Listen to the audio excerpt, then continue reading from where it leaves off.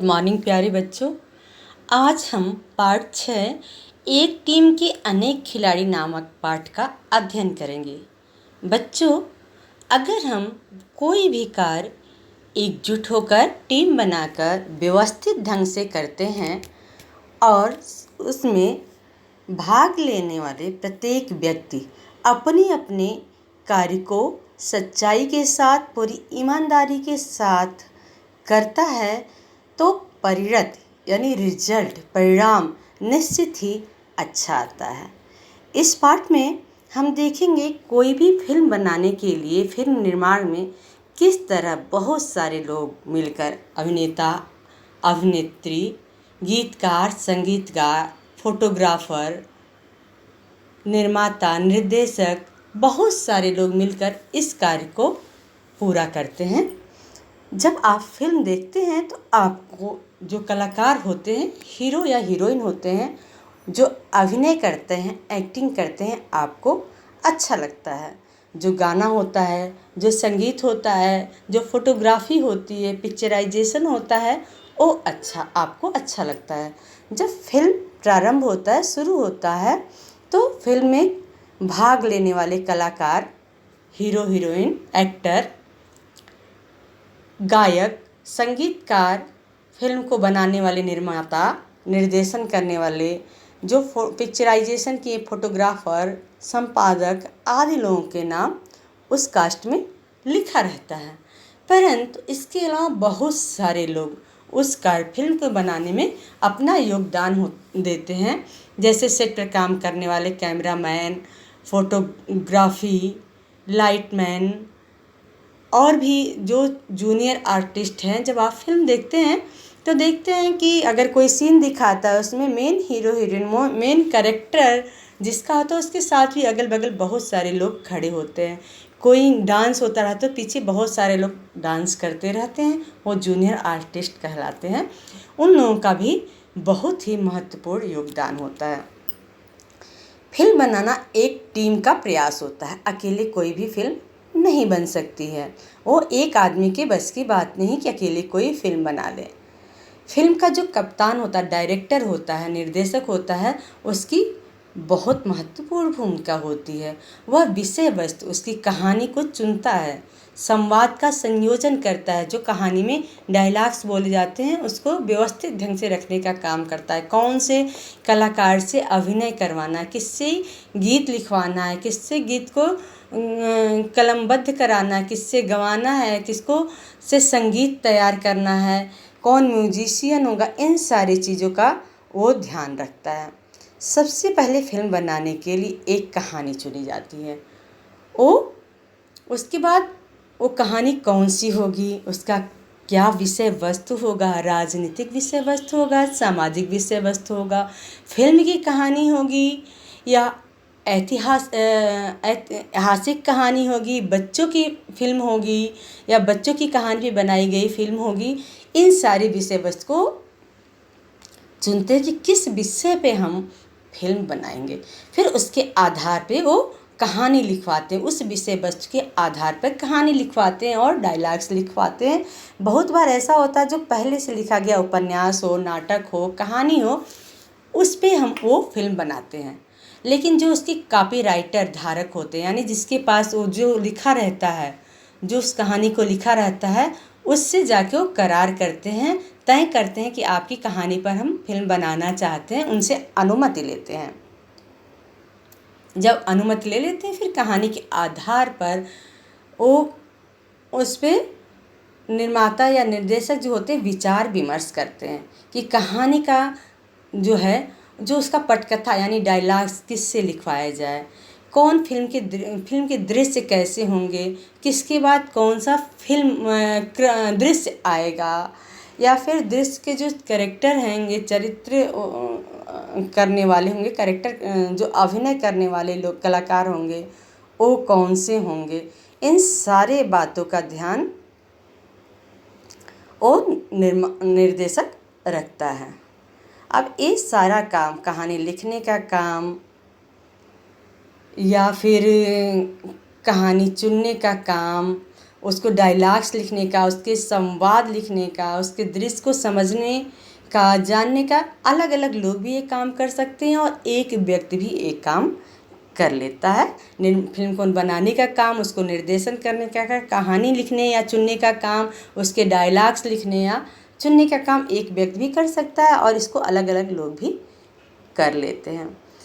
अब फिल्में जो गाने होते हैं, जो विदेशी फिल्में होती हैं, उसमें गाने हो ये ज़रूरी नहीं है, लेकिन हमारे भारत में फिल्मों में, भारतीय फिल्मों में जो गीत होते हैं बहुत ही महत्वपूर्ण स्थान रखते हैं। उसमें गाने होते, बहुत कम ऐसी फिल्में बनी हैं जिसमें गाने नहीं होते हैं। जो गाने होते हैं वो दर्शक को सिनेमा हॉल तक खींचने का ताकत रखते हैं, वो फिल्म को चलाने की ताकत रखते हैं, इसलिए गाने पर बहुत ध्यान दिया जाता है। आप अनेक गायकों के गाने सुनेंगे, आशा भोसले, लता मंगेशकर, किशोर कुमार, या फिर आज के जो गायक हैं कुमार सानू, सोनू निगम और भी बहुत सारे जिसके आप नाम जानते होंगे, वो सारे गायक होते हैं। वो उस गाने को गाते हैं, उनकी धुन को आप सुनते हैं जो आपके कानों को अच्छा लगता है और आप उसे पसंद करते हैं। उसके बाद कहानी लिख गया, गाना लिख गया, गाने को कौन गाएगा उसको चुन लिया गया, फिर उस गाने की धुन तैयार की जाती है, वो संगीतकार के माध्यम से कराया जाता है, संगीत निर्देशक जो करता है, और फिर वो अलग अलग वाद्य यंत्रों से वो उस धुन को तैयार करते हैं। धुन तैयार हो जाती है, फिर उस गाने को रिकॉर्ड किया जाता है और उस गाने को पूरी तरह तैयार किया जाता है। अब कहानी लिख गई, गाना तैयार हो गया, अब फिल्म हीरो हीरोइन चुन लिए गए, कौन उसको एक्ट करेगा, कौन कैरेक्टर कौन व्यक्ति करेगा। अब हम देखते हैं फिल्म की शूटिंग करने का। उसको शूट करने के लिए तो बहुत बार जो शूटिंग होती है इंडोर होती है, बहुत बार आउटडोर होती है। इंडोर यानी स्टूडियो के अंदर, स्टूडियो के अंदर जगह जगह ऐतिहासिक इमारतें, जंगल, पहाड़, पर्वत, प्राकृतिक दृश्य प्लाईवुड के माध्यम से, पेपर के माध्यम से, लकड़ी के माध्यम से ये सारे दृश्य बना दिए जाते हैं। और जो स्टूडियो में जो कैमरामैन होता है उसके छत से लटक कर या दीवालों पे लग कर, रस्सी से लटक कर उन सारी चीज़ों को शूट करता है, किस एंगल से, किस तरह से हमें कौन सा सीन कैमरे में लेना है, ये उसकी समझदारी होती है। वो निर्देशक के निर्देशानुसार एक काम करता है। इसी तरह लाइटमैन होता है जो निर्देशक के निर्देशानुसार लाइट दिखाता है, कैमरामैन उसको शूट करता है और निर्देशक उसको बताता है। इसी तरह जो ध्वनि, आवाज़, किस आवाज़ को कैसे जोड़ना है, कैसे बोलना है, कितना तेज़ रखना है, कितना धीरे रखना है, इन सारी चीज़ों को रिकॉर्ड करने के लिए होते हैं जो ध्वनि को रिकॉर्ड करते हैं, आवाज़ को रिकॉर्ड करते हैं।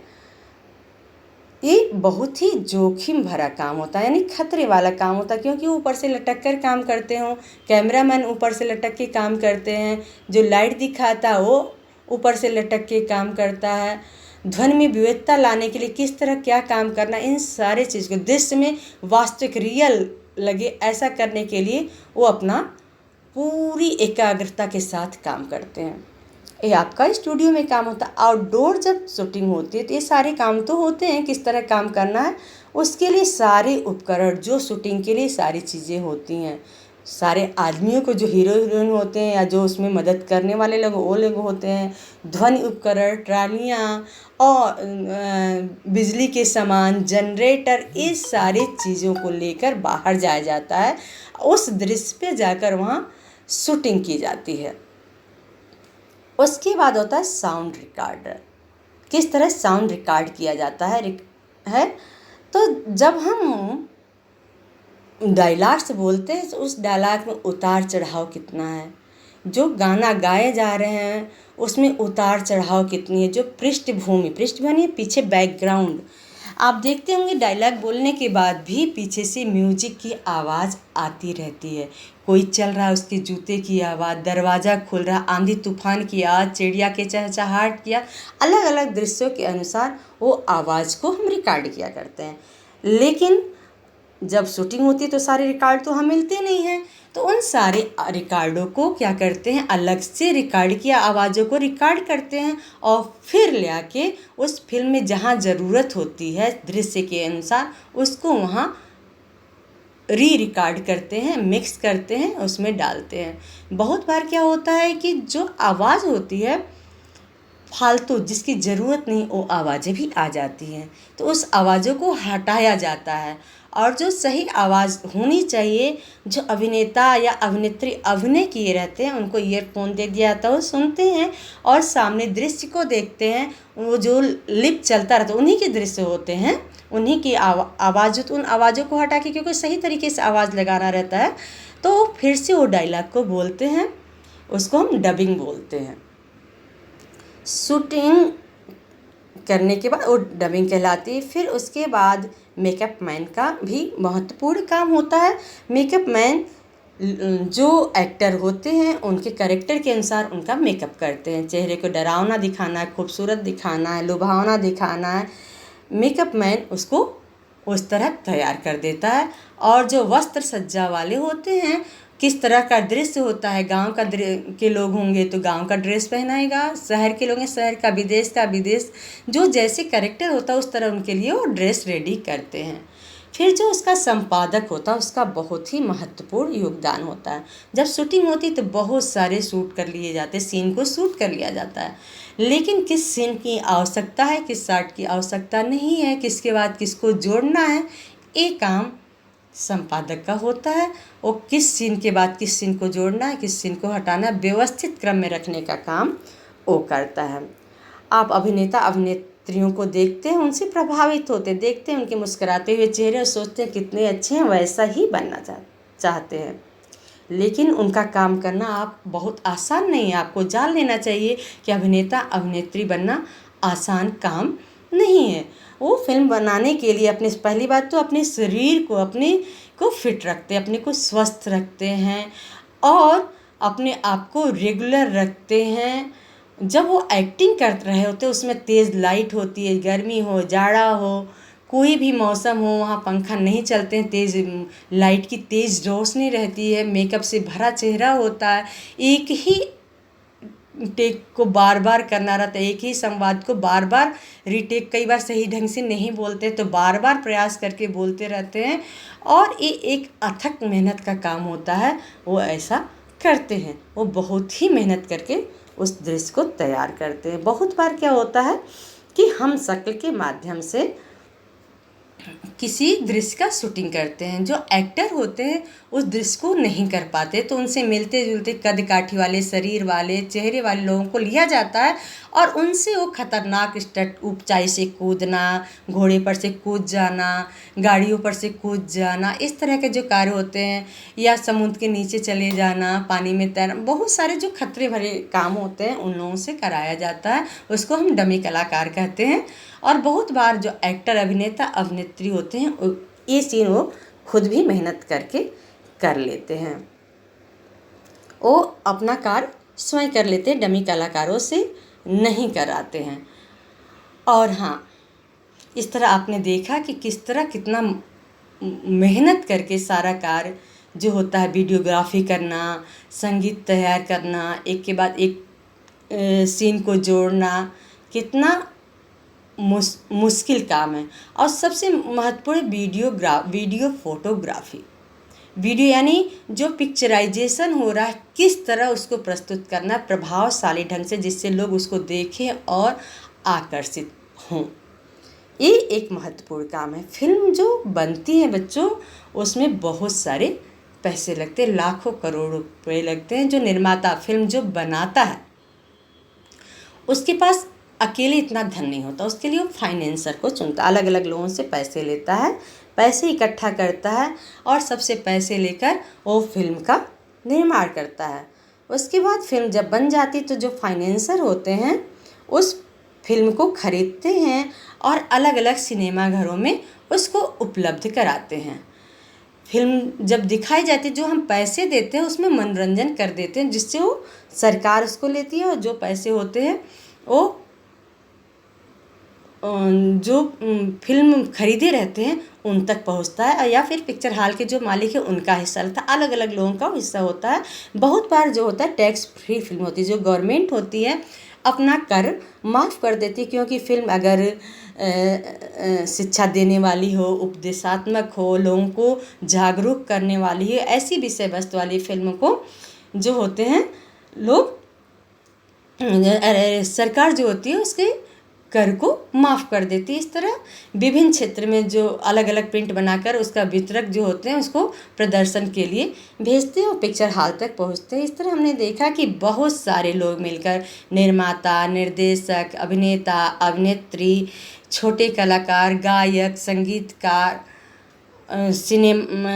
पिक्चराइजेशन करने वाले, लाइट मैन, मेकअप मैन, रूप सज्जा वाले, बहुत सारे लोग मिलकर इस कार्य को पूरा करते हैं।